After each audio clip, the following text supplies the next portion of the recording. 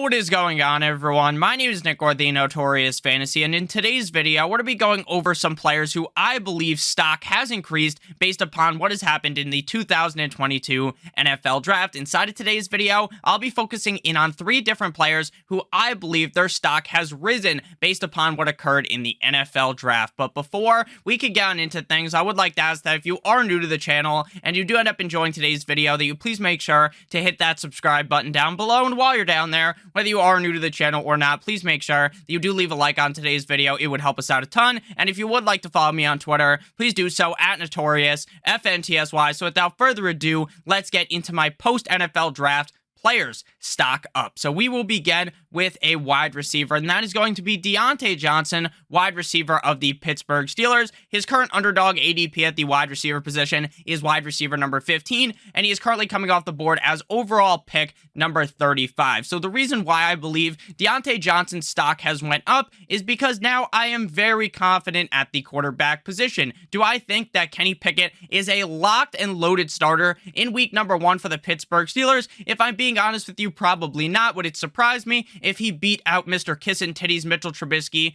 early on? No, would not surprise me. So he could be the week 1 guy, but I think maybe it takes 3, 4, 5 weeks for Pickett to be the guy. And that's okay, because now I believe that the quarterback position is much more stable. I wasn't 100% believing in Mitch Trubisky. So now that I know that if Mitch Trubisky doesn't perform up to the level of better than he was for the Chicago Bears, or maybe early on in his career with the Chicago Bears, then I think that they're gonna, let go of him. They're gonna let Kenny Pickett run. And if that is the case, then the quarterback position will be very, very stable, assuming Kenny Pickett will be just fine at the next level. Now, Diontae Johnson last year in 2021 played in 16 games, and this man was dominant, 50 Shades of Grey style. In 2021, he played in 16 total games, finishing as the wide receiver 9.5 PPR and the wide receiver number 9.5 PPR points per game, tied with Stephon Diggs as well as Chris Godwin. He had 169 targets,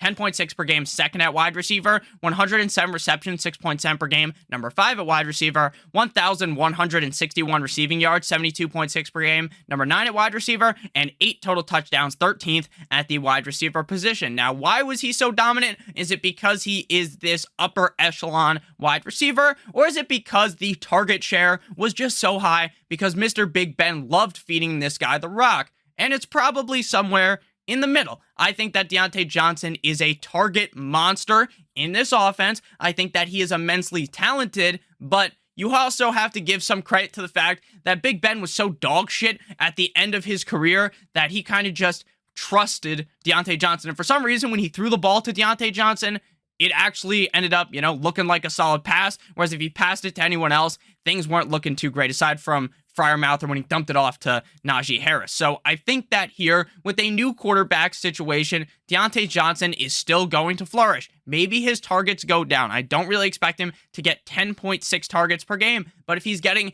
8 or 9, and these are higher value targets, meaning that the quarterback's actually throwing the ball with higher accuracy, then I think that Diontae Johnson could dominate this season. At wide receiver number 15, you are definitely, people are understanding that it's no longer Big Ben, so there might be a reduction in targets. So I think at that price at wide receiver 15, he is almost a steal at this point. Again, to reiterate, I do not 100% believe that Kenny Pickett's going to be the starter all year long. I think maybe it takes 3-4 games, then he becomes the guy. But as long as Trubisky is good, if Trubisky is good, then Pickett probably won't even see the field, and that's a good thing for Diontae Johnson. And if Mitch Trubisky's bad and they have to bench him, then Pickett comes in. That's also good for Diontae Johnson because there is another guy behind the quarterback. There's another guy that can hop in there and show off immense value for Diontae Johnson. So I love Diontae Johnson here now that I feel very comfortable with the quarterback position in Pittsburgh. Before we move on into my next post-draft stock up, I'd like to give you guys a quick word from our friends and our sponsor over at Underdog Fantasy. Underdog Fantasy is known for their NFL Best Ball tournaments. However,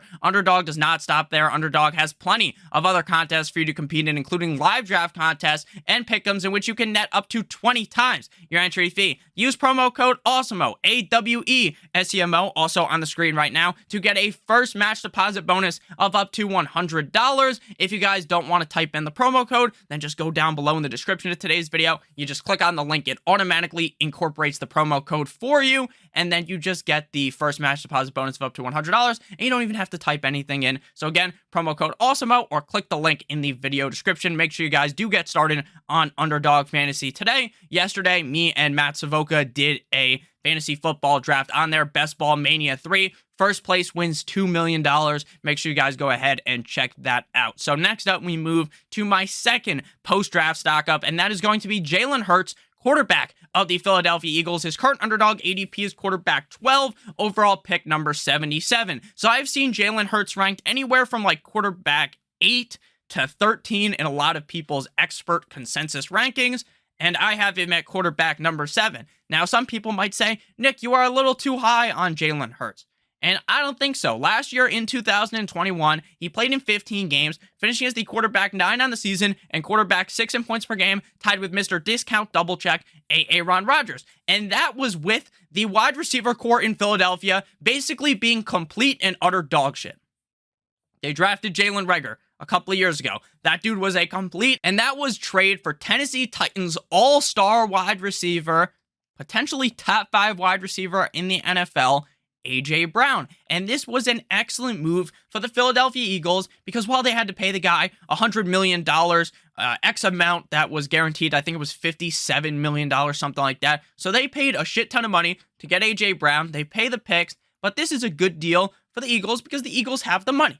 The Eagles can pay up to get a wide receiver, and the Titans, who have like zero money, are able to, get off scot-free because now they don't have to pay A.J. Brown all the big bucks that they were not going to be able to pay him. So for the Eagles, this is a great move. For the Titans, I mean, if you're a Titans fan, you're probably pissed off about this because of how good A.J. Brown is, but at the end of the day, you were never going to be able to pay him. So like I was saying before I kind of went into that tangent on the trade, Jalen Hurts performed at an excellent level for fantasy football. I'm not saying he's this great NFL quarterback, but for fantasy football, he was great, and that was without a star-studded wide receiver 1. Now, they have Diontae Smith. Could Diontae Smith excel at the NFL level? 100%. He showed that off last season, but is he this star-studded wide receiver, this franchise wide receiver like A.J. Brown? I don't think so, and he's just not that yet. So now Jalen Hurts has A.J. fucking Brown. He has Dallas Goedert, however you pronounce his name. So Dallas Goedert, A.J. Brown, and then now they also have Diontae Smith. And then they have the other wide receivers, the other swings and misses like J.J. Arcega-Whiteside. So they have other guys on the team.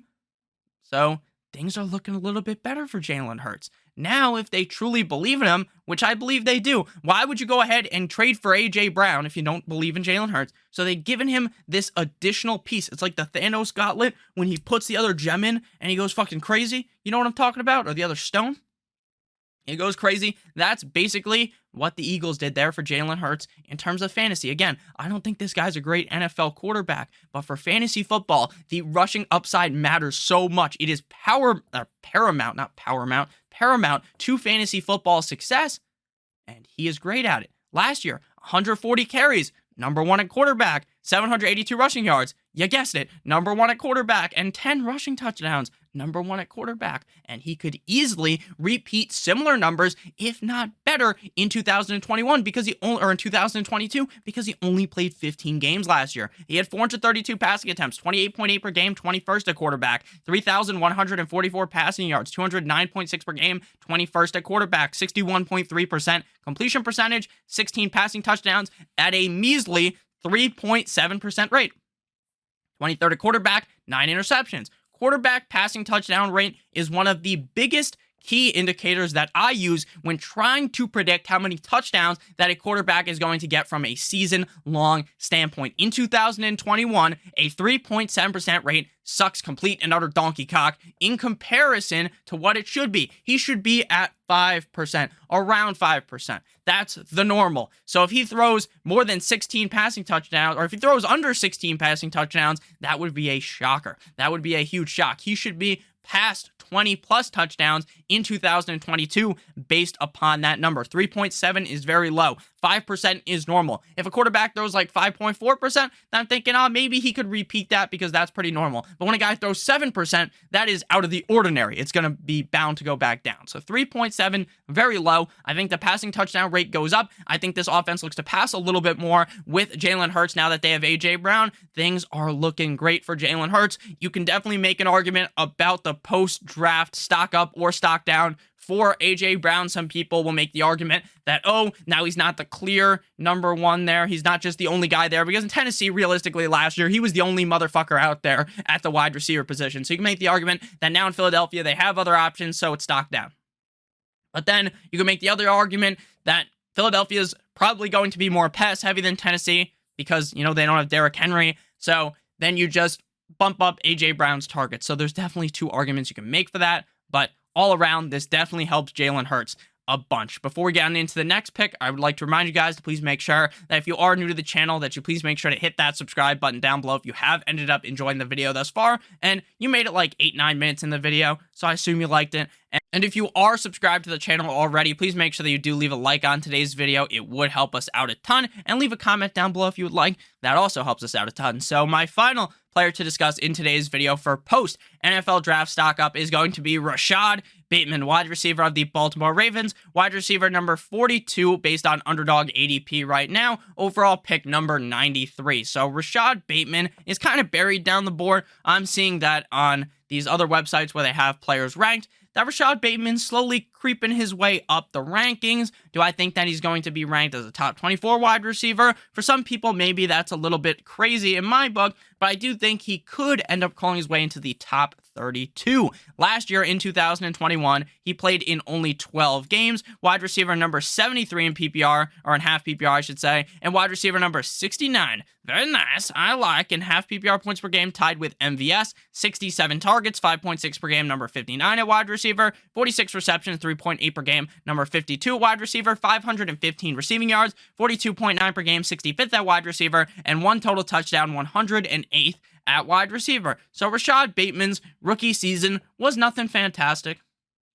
It was nothing that's gonna have you having wet dreams at night when you think about Rashod Bateman, but the opportunity that is here because of what happened in the NFL draft is immense. They lose Rashod Bateman. Rashod Bateman has been traded. He's been sent on a plane and shipped off to Arizona. Rashod Bateman is now the number one wide receiver on the team. Now, initially, I was going to say that my post-draft stock up for the Baltimore Ravens was going to be Mark Andrews. But Mark Andrews last year was the tight end number one in fantasy football. So how high can you boost this stock, right? It's already at the apex. It's at the top. So I didn't really want to make the argument that, oh, you got to pump fucking Mark Andrews up because he's already basically pumped up to the top. So Rashod Bateman is now the number one guy there. Is he locked and loaded to be this guy that sees 150 plus targets? Maybe, maybe not. But based upon the situation here in Baltimore, you just have to think that the targets have to go somewhere. Bateman showed off flashes. He wasn't excellent in fantasy football. He did show flashes, though, and I think in 2022, we could see a little bit more consistency out of Rashod Bateman, and I definitely am going to be very excited to draft him in fantasy football as well as in your best ball draft. So please make sure, again, that if you guys did end up enjoying today's video, that you please make sure to hit that like button as well as that subscribe button down below and check out Underdog Fantasy. Again, promo code Awesemo, AWESEMO, to get a first match deposit bonus of up to $100. Also, just click the link in the video description and it automatically puts the promo code in there for you. Again, first match deposit bonus of up to $100. I love you guys all. I hope you have a great rest of your guys' day, and I'll be back a little bit later today with the post-draft stock down video. I love you guys all so much. Hope you have a great rest of your guys' day, and as always, good boy.